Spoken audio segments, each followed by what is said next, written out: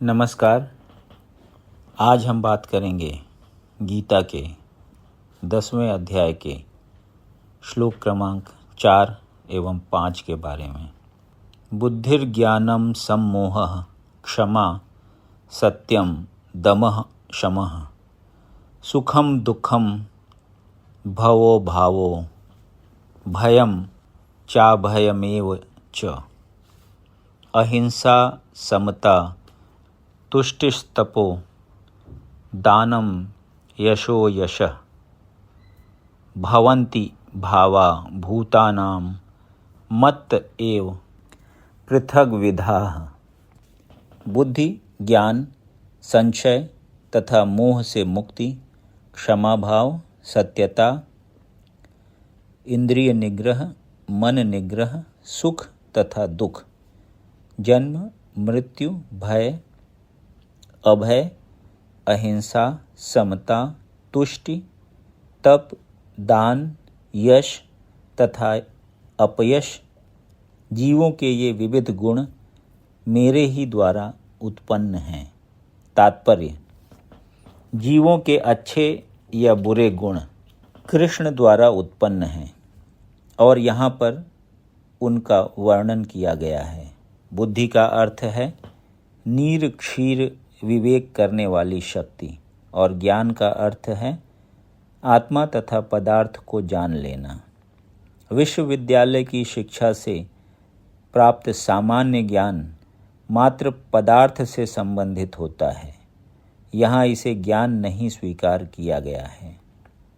ज्ञान का अर्थ है आत्मा तथा भौतिक पदार्थ के अंतर को जानना।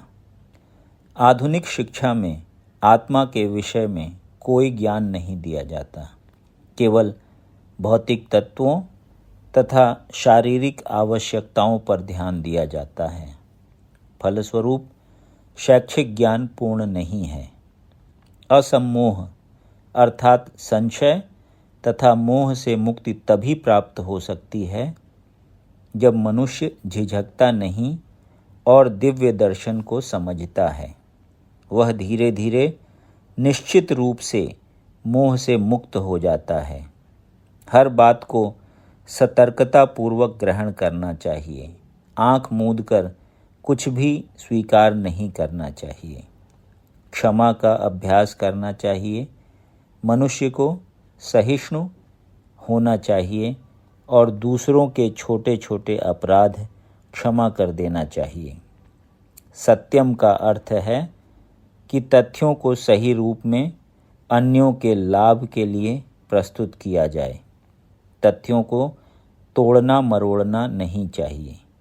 सामाजिक प्रथा के अनुसार कहा जाता है कि वही सत्य बोलना चाहिए जो अन्यों को प्रिय लगे, किंतु यह सत्य नहीं है।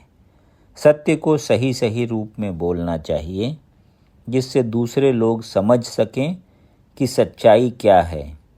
यदि कोई मनुष्य चोर है और यदि लोगों को सावधान कर दिया जाए कि अमुक व्यक्ति चोर है तो यह सत्य है।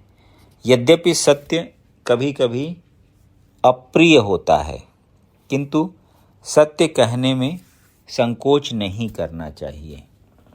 सत्य की मांग है कि तथ्यों को यथारूप में लोक हित के लिए प्रस्तुत किया जाए। यही सत्य की परिभाषा है। दमः का अर्थ है इंद्रियों को व्यर्थ के विषय भोग में न लगाया जाए।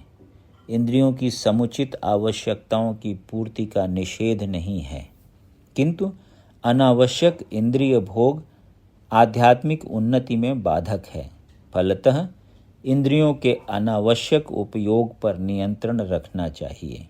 इसी प्रकार मन पर भी अनावश्यक विचारों के विरुद्ध संयम रखना चाहिए। इसे शम कहते हैं। मनुष्य को चाहिए कि धन अर्जन के चिंतन में ही सारा समय न गंवाएं। यह चिंतन शक्ति का दुरुपयोग है। मन का उपयोग मनुष्यों की मूल आवश्यकताओं को समझने के लिए किया जाना चाहिए और उसे ही प्रमाणपूर्वक प्रस्तुत करना चाहिए। शास्त्र मर्मज्ञों साधु पुरुषों, गुरुओं तथा महान विचारकों की संगति में रहकर विचार शक्ति का विकास करना चाहिए। जिस प्रकार से कृष्ण भावनामृत के आध्यात्मिक ज्ञान के अनुशीलन में सुविधा हो वही सुखम है। इसी प्रकार दुखम वह है जिससे कृष्ण भावनामृत के अनुशीलन में असुविधा हो।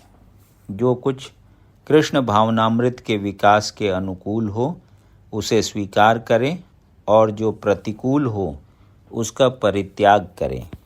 भव अर्थात जन्म का संबंध शरीर से है। जहाँ तक आत्मा का प्रश्न है वह न तो उत्पन्न होता है न मरता है। इसकी व्याख्या हम भगवत गीता के प्रारंभ में ही कर चुके हैं। जन्म तथा मृत्यु का संबंध भौतिक जगत में शरीर धारण करने से है। भय तो भविष्य की चिंता से उद्भूत है। कृष्ण भावनामृत में रहने वाला व्यक्ति कभी भयभीत नहीं होता, क्योंकि वह अपने कर्मों के द्वारा भगवत धाम को वापस जाने के प्रति आश्वस्त रहता है। फलस्वरूप उसका भविष्य उज्जवल होता है। किंतु अन्य लोग अपने भविष्य के विषय में कुछ नहीं जानते। उन्हें इसका कोई ज्ञान नहीं होता कि अगले जीवन में क्या होगा। फलस्वरूप वे निरंतर चिंताग्रस्त रहते हैं।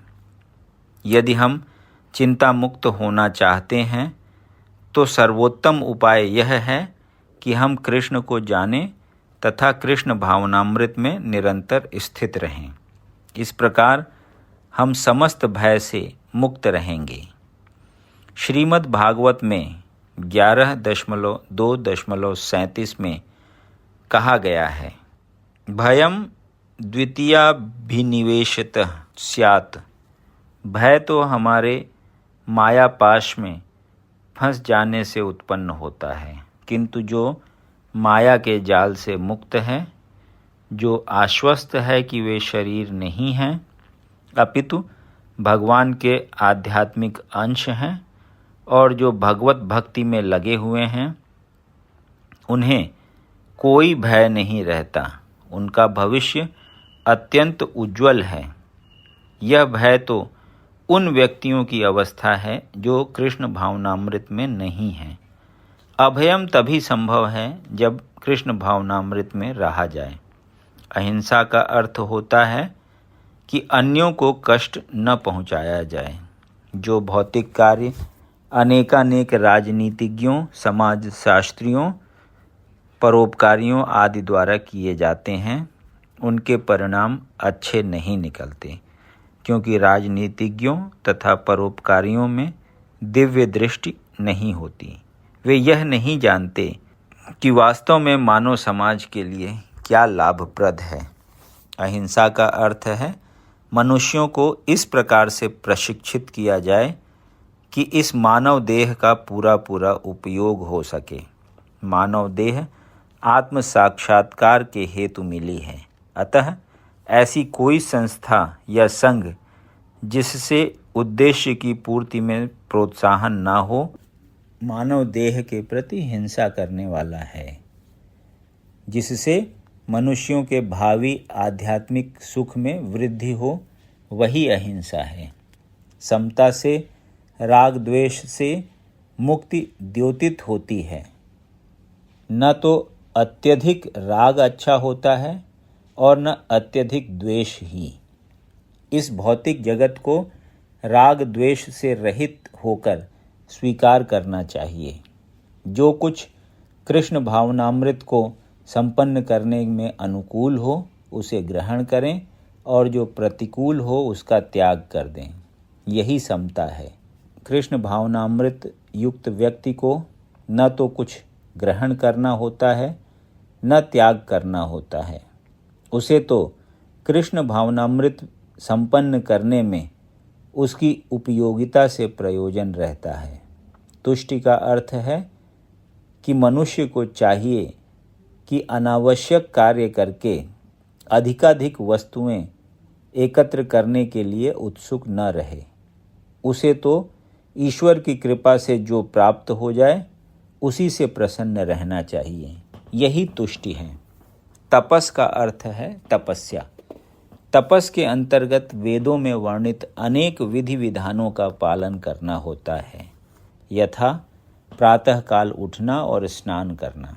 कभी कभी प्रातःकाल उठना अति कष्टकारक होता है, किंतु इस प्रकार स्वेच्छा से जो भी कष्ट सहे जाते हैं वे तपस या तपस्या कहलाते हैं। इसी प्रकार मास के कुछ विशेष दिनों में उपवास रखने का भी विधान है। हो सकता है कि इन उपवासों को करने की इच्छा ना हो, किंतु कृष्ण भावनामृत के विज्ञान में प्रगति करने के संकल्प के कारण उसे ऐसे शारीरिक कष्ट उठाने होते हैं, किंतु उसे व्यर्थ ही अथवा वैदिक आदेशों के प्रतिकूल उपवास करने की आवश्यकता नहीं है। उसे किसी राजनीतिक उद्देश्य से उपवास नहीं करना चाहिए। भगवत गीता में इसे तामसी उपवास कहा गया है तथा किसी भी ऐसे कार्य से जो तमोगुण या रजोगुण में किया जाता है आध्यात्मिक उन्नति नहीं होती, किंतु सतोगुण में रहकर जो भी कार्य किया जाता है वह समुन्नत बनाने वाला है। अतः वैदिक आदेशों के अनुसार किया गया उपवास आध्यात्मिक ज्ञान को समुन्नत बनाता है। जहाँ तक दान का संबंध है, मनुष्य को चाहिए कि अपनी आय का 50% किसी शुभ कार्य में लगाए। और यह शुभ कार्य है क्या? यह है कृष्ण भावनामृत में किया गया कार्य। ऐसा कार्य शुभ ही नहीं अपितु सर्वोत्तम होता है। क्योंकि कृष्ण अच्छे हैं, इसीलिए उनका कार्य भी अच्छा है। अतः दान उसे दिया जाए जो कृष्ण भावनामृत में लगा हो। वेदों के अनुसार ब्राह्मणों को दान दिया जाना चाहिए। यह प्रथा आज भी चालू है, यद्यपि इसका स्वरूप वह नहीं जैसा कि वेदों का उपदेश है। फिर भी आदेश यही है कि दान ब्राह्मणों को दिया जाए। वह क्यों? क्योंकि वे आध्यात्मिक ज्ञान के अनुशीलन में लगे रहते हैं। ब्राह्मण से यह आशा की जाती है कि वह सारा जीवन ब्रह्म जिज्ञासा में लगा दे। ब्रह्म जानातीति ब्राह्मणः, जो ब्रह्म को जाने वही ब्राह्मण है। इसीलिए दान ब्राह्मणों को दिया जाता है, क्योंकि वे सदैव आध्यात्मिक कार्य में रत रहते हैं और उन्हें जीविकोपार्जन के लिए समय नहीं मिल पाता। वैदिक साहित्य में सन्यासियों को भी दान दिए जाने का आदेश है। सन्यासी द्वार द्वार जाकर भिक्षा मांगते हैं। वे धनार्जन के लिए नहीं अपितु प्रचारार्थ ऐसा करते हैं। वे द्वार द्वार जाकर गृहस्थों को अज्ञान की निद्रा से जगाते हैं। चूँकि गृहस्थ गृह कार्यों में व्यस्त रहने के कारण अपने जीवन के वास्तविक उद्देश्य को कृष्ण भावनामृत जगाने को भूले रहते हैं, अतः यह सन्यासियों का कर्तव्य है कि वे भिखारी बनकर गृहस्थों के पास जाएं और कृष्ण भावना भावित होने के लिए उन्हें प्रेरित करें। वेदों का कथन है कि मनुष्य जागे और मानव जीवन में जो प्राप्त करना है उसे प्राप्त करें। सन्यासियों द्वारा यह ज्ञान तथा विधि वितरित की जाती है। अतः सन्यासी को ब्राह्मणों को तथा इसी प्रकार के उत्तम कार्यों के लिए दान देना चाहिए, किसी सनक के कारण नहीं। यशस भगवान चैतन्य के अनुसार होना चाहिए। उनका कथन है कि मनुष्य तभी प्रसिद्धि प्राप्त करता है जब वह महान भक्त के रूप में जाना जाता हो। यही वास्तविक यश है। यदि कोई कृष्ण भावनामृत में महान बनता है और विख्यात होता है तो वही वास्तव में प्रसिद्ध है। जिसे ऐसा यश प्राप्त न हो वह अप्रसिद्ध है। ये सारे गुण संसार भर में मानव समाज में तथा देव समाज में प्रकट होते हैं। अन्य लोकों में भी विभिन्न तरह के मानव हैं और ये गुण उनमें भी होते हैं। तो जो व्यक्ति कृष्ण भावनामृत में प्रगति करना चाहता है, उसमें कृष्ण ये सारे गुण उत्पन्न कर देते हैं, किंतु मनुष्य को तो इन्हें अपने अंतर में विकसित करना होता है। जो व्यक्ति भगवान की सेवा में लग जाता है, वह भगवान की योजना के अनुसार इन सारे गुणों को विकसित कर लेता है। हम जो कुछ भी अच्छा या बुरा देखते हैं, उसका मूल श्री कृष्ण हैं। इस संसार में कोई भी ऐसी वस्तु नहीं है जो कृष्ण में स्थित न हो। यही ज्ञान है। यद्यपि हम जानते हैं कि वस्तुएं भिन्न रूप से स्थित हैं, किंतु हमें यह अनुभव करना चाहिए कि सारी वस्तुएं कृष्ण से ही उत्पन्न हैं। यदि आपको ये वीडियो पसंद आया तो इसे लाइक करें और ऐसे ही अन्य वीडियोज़ को सुनने के लिए इस चैनल को सब्सक्राइब करें। धन्यवाद।